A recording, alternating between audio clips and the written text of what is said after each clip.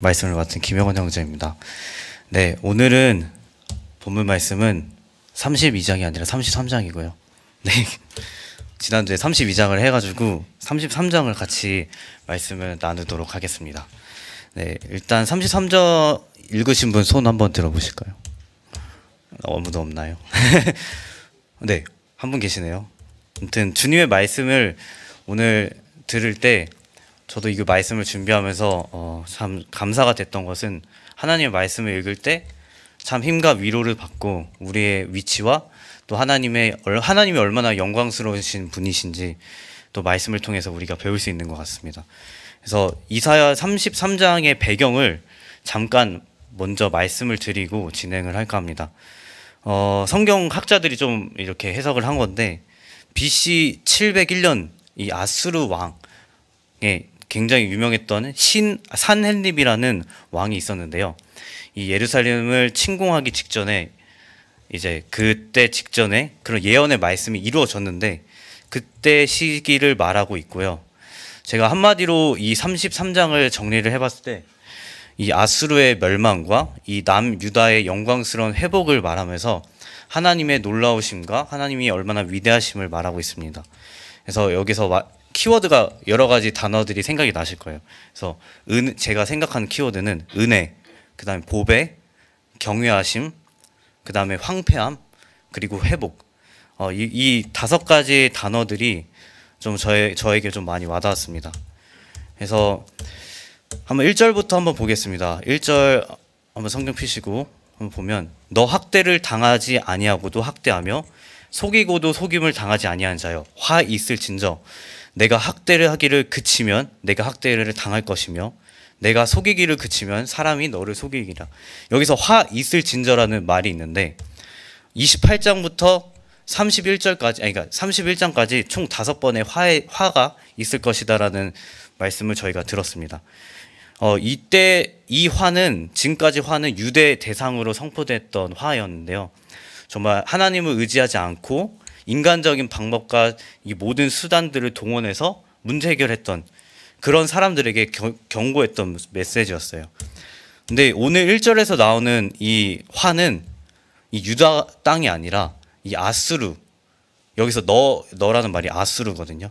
그래서 아수르에 대한 이 경고의 메시지를 하고 있습니다.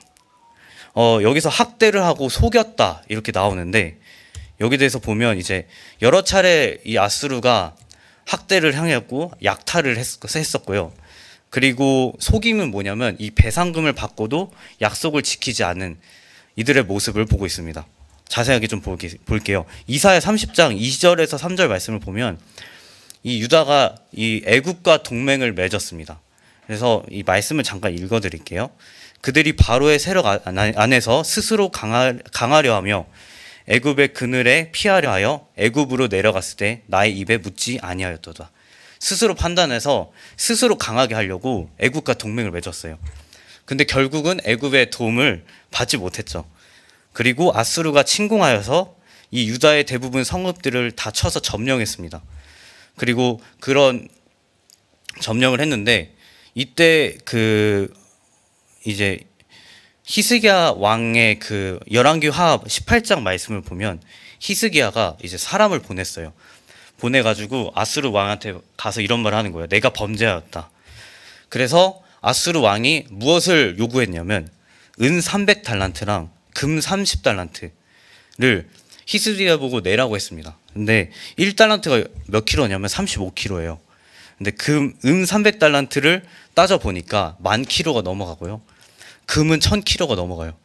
저희가 영업을 하고 있는데 제 일이 제가 가끔 많이 팔 때는 이제 1톤 트럭이 와가지고 이렇게 팔거든요. 근데 생각해보니까 그게 10,000킬로라고? 정말로 치욕스러운 일이었던 것입니다. 하나님을 의지하지 않고 이 애굽을 의지해서 결국 그들에게 배상금을 내어주는 상황이었는데 정말로 그 금을 어디서 얻었냐면 여호와의 성전에서 다 긁었다고 성경에 써 있습니다. 정말 하나님이 그 성전을 정말 귀한 그 성전에 있는 금까지 그런 금까지 그렇게 긁어서 다 바쳤는데 얘네들이 지금 쳐들어오고 있는 상황인 것입니다. 그래서 이사야 선지자들은 이 아수르의 침공에 의해서 정말 하나님의 그 경고를 지금 하고 있는 중입니다. 2절 말씀을 보겠습니다. 이러한 안타깝고 어려운 상황 속에서 이사야는 확신 있게 하나님의 도우심을 간구하고 있습니다. 같이 읽어볼까요? 2절입니다. 시작. 여호와여 우리에게 은혜를 베푸소서. 우리가 주를 앙망하오니 주는 아침마다 우리의 팔이 되시며 환난 때에 우리의 구원이 되소서. 정말 하나님의 은혜를 구하면서 여호와를 앙망한다고 하고 있습니다. 이 앙망하다는 것은 우러러 본다는 건데, 주님 우러러 보는데 아침마다 우리의 팔이 되시며, 그러니까 이제 아침마다라는 말은 이 특정한 날을 얘기하는 것이 아니라 뭐 아침에만 하나님이 팔이 되신다 이 말이 아니라 매일매일 새롭게 하나님이 우리의 팔이 되신다라고 정말 선포하면서 이런 어려운 가운데서 주님의 이 도우심을 간구하고 있는 중입니다. 환난 때 또한 구원이 되어달라고 이야기하고 있습니다. 이 3절에서 4절 말씀을 보겠습니다. 그래서 하나님이 직접적으로 개입을 하셔서 이 대적들을 어떻게 물리치실 것인지에 대한 정말 이 예언의 말씀이지만 하나님을 전적으로 믿었을 때 나오는 고백인 것 같습니다. 요란한 소리로 말미암아 민족들이 동망하며 주께서 일어나심으로 말미암아 나라들이 흩어졌나이다. 황충의 때같이 사람이 너희의 노량물을 모을 것이며 메뚜기가 뛰어오른 같이 그들이 그 위로 뛰어오르리라. 이 요란한 소리가 무엇이냐면 전쟁으로 인한 난리가 났다는 얘기고요. 민족들이 흩어졌어요. 도망갔고 주님이 일어나셔서 나라들을 흩으신 이 여호와의 능력을 이야기하고 있습니다. 여기서 흩어졌나이다 이 말이 미래형이 아니라 이 과거 완료형으로 얘기하고 있는데 하나님께서 이미 이루신 사실에 대해서 선포하고 있는 장면입니다. 여러분 그 메뚜기 황충 얘기가 나오는데 저도 좀 궁금해서 좀 찾아보니까 좀 메뚜기인데 엄청 큰 메뚜기라고 합니다. 그리고 이때 당시 메뚜기 떼가 몰려다니면 우리가 생각하는 것 이상으로 다 뜯어 먹어버린다. 그러니까 이 정말 모든 재물과 소유들을 다 뺏어가 버리는 이 하나님의 놀라우심을 저희가 볼 수 있습니다. 네, 5절에서 6절 말씀은 정말 높은 곳에 거하시는 하나님을 경외하는 이 말씀이 나옵니다. 여호와께서 지극히 존귀하시니 그는 높은 곳에 거하시며 정의와 공의를 시온에 충만하게 하심이라. 내 시대에 평안함이 있으며 구원과 지혜와 지식이 풍성할 것이니 여호와를 경외함이 내 보배니라. 정말 하나님이 얼마나 위대하시고 능력이 충만한지 정말 찬양하고 있는 장면입니다. 그리고 하나님께서는 저 높은 곳에 거하시는데 정말 이 모든 일을 이루시는 정말 높은 곳에 계신 그 하나님을 찬양하고 있습니다. 뿐만 아니라 하나님께서는 이 죄악들을 분명히 심판하시고 이 공의와 정의를 이 시온에 충만하게 하시는, 그래서 그 곳이 바로 평안함이 있고 정말 구원과 지혜와 지식이 풍성한 이 아름다운 모습을 이 이사야 선지자는 이야기하고 있습니다. 어떻게 보면 전쟁이 일어났다 생각했을 때 이들은 무기를 대항할 생각도 했을 것 같습니다. 어떻게 쳐들어왔으면 어떻게 우리가 대항을 하고 어떻게 공격을 해야 될지, 여기 군인도 있는데 아무튼 그런 생각을 많이 했을 것 같아요, 인간적으로. 근데 그런 것들을 생각하기보다는 높은 곳에 있으신 하나님을 생각하면서 하나님을 찬양하면서 하나님을 바라보고 우리의 팔이 되신 능력과 힘이 되신 여호와를 바라보고 있는 이 아름다운 장면을 볼 수 있습니다. 정말 우리의 대적이 무엇인가 생각을 해봤을 때 우리는 많은 대적들이 있는 것 같습니다. 제가 생각해봤을 때 직장을 이렇게 이제 2년 차인데, 이거는 유튜브 가면 안 되겠네요. 제가 이제 싫어하고 힘든 사람이 있더라고요. 분명히 나에게 어려움을 주는 사람이 있는데 그 사람이 나의 대적일까? 제가 이 말씀을 준비하면서 생각을 하게 됐어요. 또 우리 안에 관계적인 문제도 있고, 직장 관계 아니면 내가 미워하는 사람도 있을 수도 있고, 또한 우리가 정말 우리가 구원받은 성도임에도 불구하고 우리 옛 자아로 인해 이 죄성으로 인해서 고통받고 있는 그런 죄 유혹이 나의 대적이 될 때도 있는 것 같아요. 근데 그럼에도 불구하고 우리가 바라봐야 될 것은, 하나님이 분명히 원하시는 것은 하나님 자체를 바라보고 그분의 도우심을 구하는 거라고 생각이 들어졌습니다. 우리는 우리 주변에 있는 환경들을 너무 많이 보게 되는 것 같아요. 내 상황 탓, 그리고 심지어 신앙생활도 약간 어떨 때 보면 나의 환경 탓을 해요. 내가 이렇기 때문에 내 신앙이 이럴 수밖에 없다라고 합리화시키는 그런 제 자신을 또 보게 되더라고요. 근데 하나님께서는 우리가 가진 그런 무기, 능력 그런 것을 보기보다는 하나님 자체를 보길 원하신다. 이 말씀을 조금 묵상하게 되었던 것 같습니다. 네, 7절에서 9절 말씀을 좀 보겠습니다. 이 아수르를 의지했던 예루살렘의 현실을 다시 보여주고 있어요. 그래서 7절 말씀 보면 보라 그들의 용사가 밖에서 부르짖으며 평화의 사신들이 슬피 곡하며 이 조금 쉽게 말씀드리면 이 이스라엘의 현실을 보라고 다시 외치고 있습니다. 이스라엘 용사들이 슬퍼서 울고 있고요. 그리고 평화 협상을 하기 위해서 나갔던 그 사신들이 실패해가지고 슬피 울고 있는 장면이에요. 그리고 8절 말씀을 보면 대로가 황폐해지고 행인이 끊기고 그리고 적의 평화조약을 파괴해서 어려운 상황에 임하고 있습니다. 그리고 9절 말씀을 보면 그 기름진 주변 모든 땅들이 레바논, 샤론, 바산, 갈멜 저희 가보진 않았지만 그 아름다운 그 산들이 기름진 주변 땅들이 되게 슬퍼하고 황폐해진 그 모습을 보게 됩니다. 근본적으로 이스라엘이 스스로 의지했던 그런 노력의 결과가 결국은 이방인들 손에서 구원하지 못할 것이라고 하나님께서 말씀하고 있는 것입니다.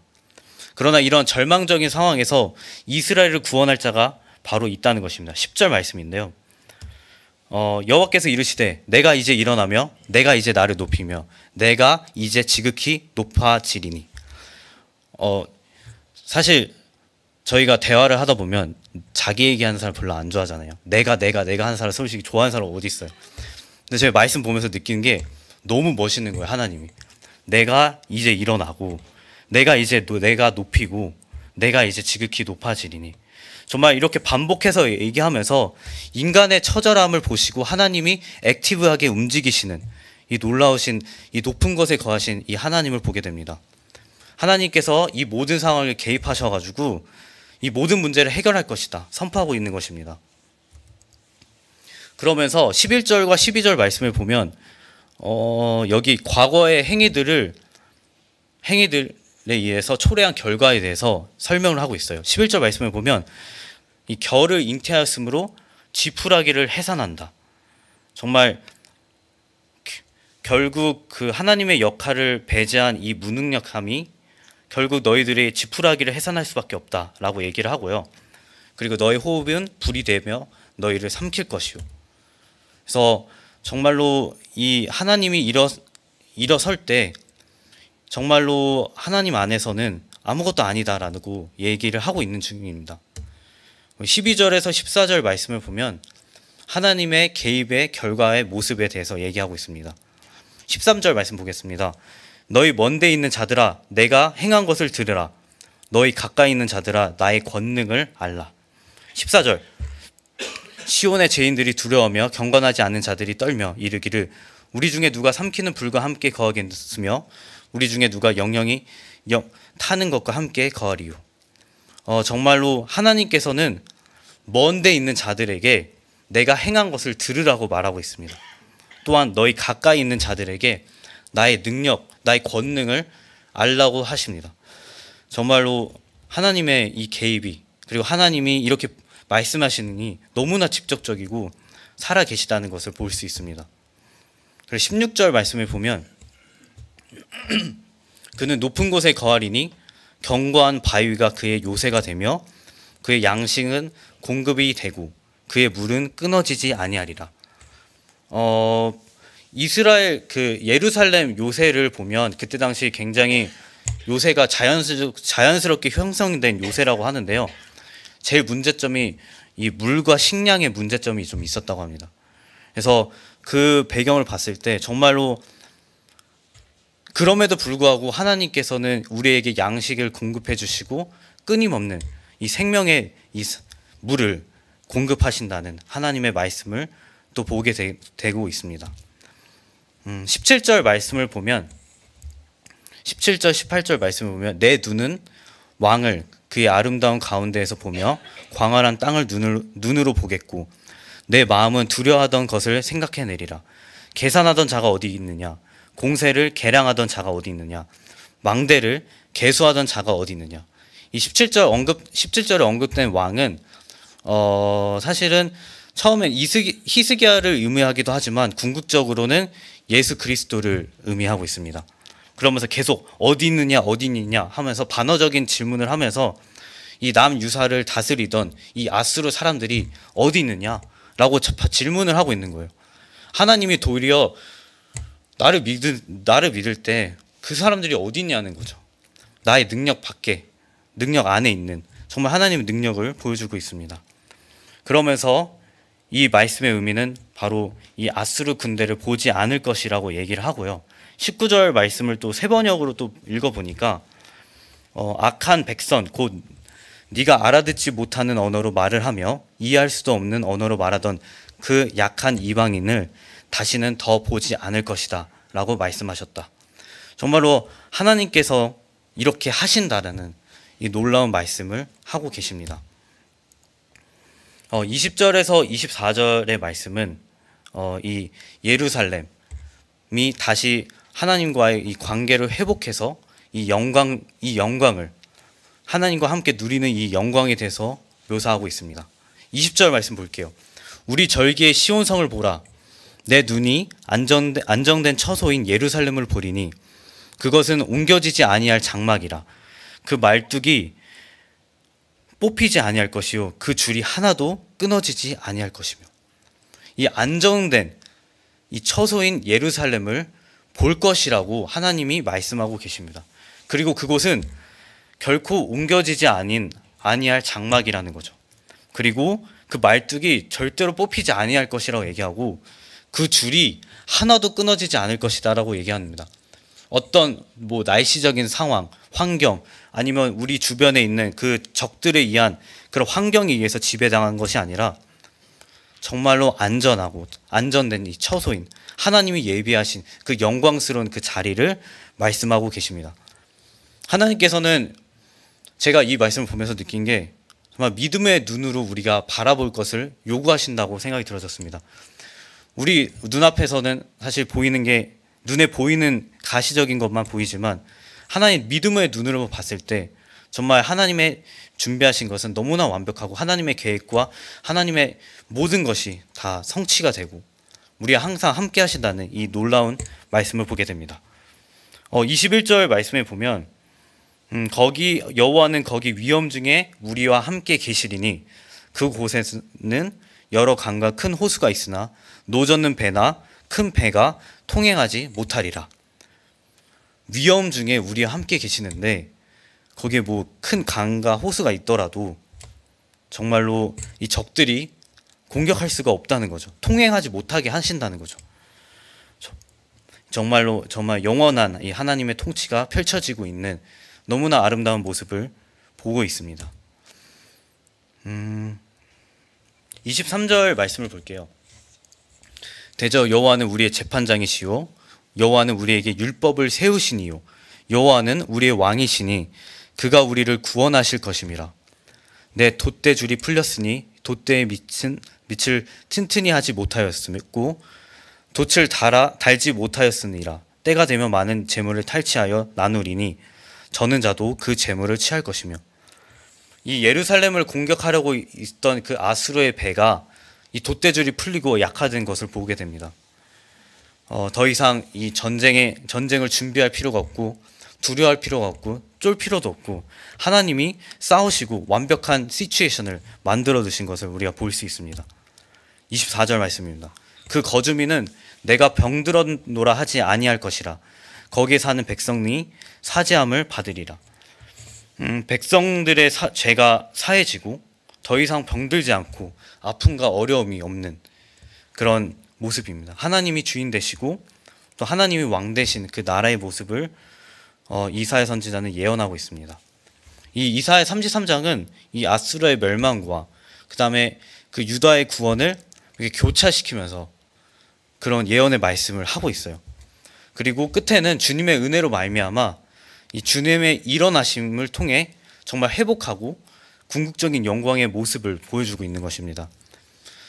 정말 하나님의 은혜를 구하는 자, 그리고 믿음으로 주를 앙망하는 자, 모든 환난과 위기 속에서 이 하나님의 은혜를 구하는 자에게 하나님께서는 정말 축복해 하시고, 또 여호와를 경외하는 자에게 참으로 가장 귀한 보배가 되신 정말 놀라우신 이 주님의 말씀을 보게 됩니다. 사실 오늘 점심시간에 사실 말씀을 이렇게 준비하려고 했었어요. 근데 이건 제 계획이었습니다. 그래서 제 점심시간 1시간 반이었거든요. 그래서 이렇게 준비하려고 하다가 어쩌다 보니까 선배님이랑 밥을 먹게 됐는데 막 자꾸 심부름 시키는 거예요. 막 심부름 시키고 갑자기 쓰레기 봉투를 사오라고 하는 거예요. 그래서 막 20분 걸리고 하다 보니까 이제 끝났어요. 점심이 끝났는데 참 감사가 되었던 건 무엇이냐면 복음을 전할 수 있는 시간이었어요. 신기하게 막 갑자기 기독교에 대해서 얘기를 하더라고요. 막 이제 야 영원아 이러는 거예요. 야 영원아, 왜 기독교인들은 왜 벌을 안 받아? 왜 니네들은 왜 천국만 간다고 왜 항상 행복한 삶을 꿈꾸냐? 범죄자들도 뭐 예수님 믿는다고 하면 다 사해지냐? 뭐 이런 질문을 하는 거예요. 근데 갑자기 오늘 말씀을 준비하는 내용과 좀 약간 생각이 나더라고요. 하나님께서는 죄를 정말 싫어하시는데, 그리고 하나님께서는 정말 심판하시는 하나님이신데 너무 값싼 복음을 내가 믿고 있나? 라는 생각이 스쳐 지나가면서, 그럼에도 불구하고 이제 자비로우시고 사랑하시는 하나님에 대해서 설명을 자연스럽게 하게 되더라고요. 그래서 하나님이 그럼에도 불구하고, 그래서 예수님이 이 땅에 오셨고, 그래서 그 대리님 사랑하신다 이렇게 얘기를 했는데, 근데 그 과정 속에서 정말로 하나님은 우리를 사랑하시지만 죄를 정말 미워하시고 심판하시는 하나님에 대해서 이 교제 뭐 데이트 뭐 이렇게 심부름을 통해서 좀 얻게 되었던 것 같아요. 정말로 이 하나님은 정말 죄를 싫어하시고 심판하시는 하나님이신데, 그럼에도 불구하고 우리에게 사랑과 은혜를 부어주시는 것은 하나님이기 때문에 가능하셨던 것 같습니다. 그리고 그 독생자 예수님을 우리에게 보내주셔서 우리를 위해서 죄값을 치러주시고, 또한 우리를 위해 우리의 믿음의 확증을 위해 부활하시는 이 예수님을 바라봤을 때 우리 인생은 주님께 걸 수밖에 없다라고 생각이 들어지더라고요. 정말 우리에게 많은 환난과 어려움과 대적들이 있음에도 불구하고 참된 하나님을 신뢰할 때 우리가 정말 참된 자유와 기쁨을 누릴 수 있겠다라는 생각이 좀 들어졌습니다.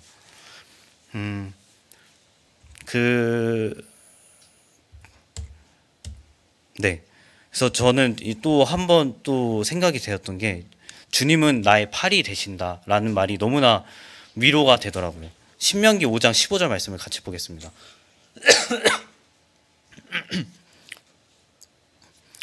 내 하나님 여호와가 강한 손과 팔로 거기서 너를 인도하여 내었나니. 정말로 하나님은 이 팔은 힘과 능력을 얘기하는데 강한 손과 편팔로 너희를 인도한다. 정말 하나님은 우리를 너무나 사랑하시는 것을 또 보게 되는 것 같습니다. 그리고 신명기 33장 27절 이 팔에 대한 말씀을 좀 찾아봤는데, 영원하신 하나님이 내 초소가 되시니 그의 영원하신 팔이 내 아래 있도다. 그가 내 앞에서 대적으로 쫓으시며 멸하라 하시도다. 또 시편 37편 24절을 말씀 보겠습니다. 그는 넘어지나 아주 엎어지지 아니함은 여호와께서 그의 손으로 붙드심이라. 하나님은 우리의 팔이 되십니다. 그리고 그 팔은 영원하신 팔이고, 우리가 생각하는 그 팔의 그런 기능 이상일 것입니다. 그리고 정말로 이 놀라우신 팔 안에서 우리가 주님께 돌아갔으면 좋겠다는 생각이 들었습니다. 또한 이사야 33장 13절 말씀이 좀 많이 와닿았는데, 너희 먼데 있는 자들아 내 행한 것을 들으라. 너희 가까이 있는 자들아 나의 권능을 알아. 약간 이런 생각이 들더라고요. 이 하나님 관계가 멀어졌을 때 하나님께서 계속 말씀하시는 거다고 생각이 들어졌어요. 이 먼데 있는 너희들아 내가 말한 거 좀 들어봐. 그리고 너희 가까이 있는 자들아 나의 권능을 알라.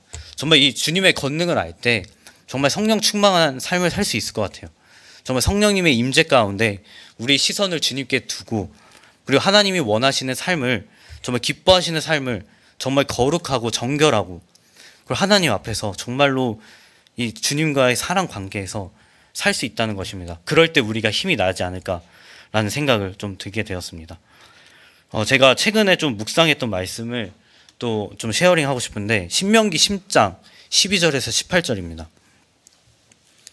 이스라엘아, 내 하나님 여호와께서 내게 요구하시는 것이 무엇이냐? 곧 내 하나님을 경외하며 그의 모든 도를 행하고 그를 사랑하며 마음을 다하고 뜻을 다하여 내 하나님 여호와를 섬기고 내가 오늘 내 행복을 위하여 내게 명하는 여호와의 명령과 규례를 지킬 것이 아니냐. 그러므로 너희는 마음의 할례를 행하고 다시는 목을 곧게 하지 말라.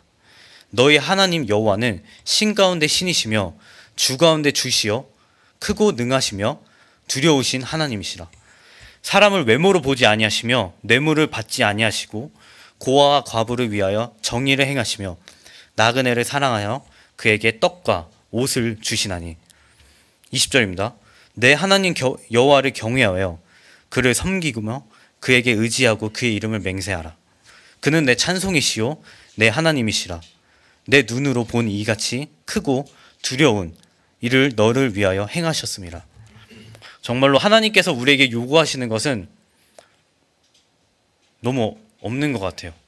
생각을 해봤는데 왜냐하면 저희 삶을 보면 너무나 나약하고 너무나 죄악이 많고 너무나 하나님과 가까워질 수 없는 이런 악한 행실을 살고 있는데, 하나님께서 이런 자를 위해 구원하셨고, 또한 마음을 다하여 뜻을 다하여 여호와를 섬기고 사랑하는 것이 내가 너희를 위해 다 마련했고 내가 너희를 위해 함께하겠다, 이 놀라운 주님의 말씀을 저희가 기억할 필요가 있다고 생각이 들어집니다.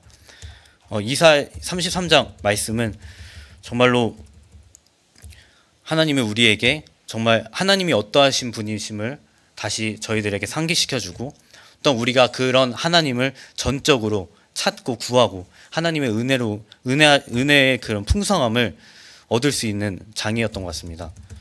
네, 말씀 여기까지 하겠습니다.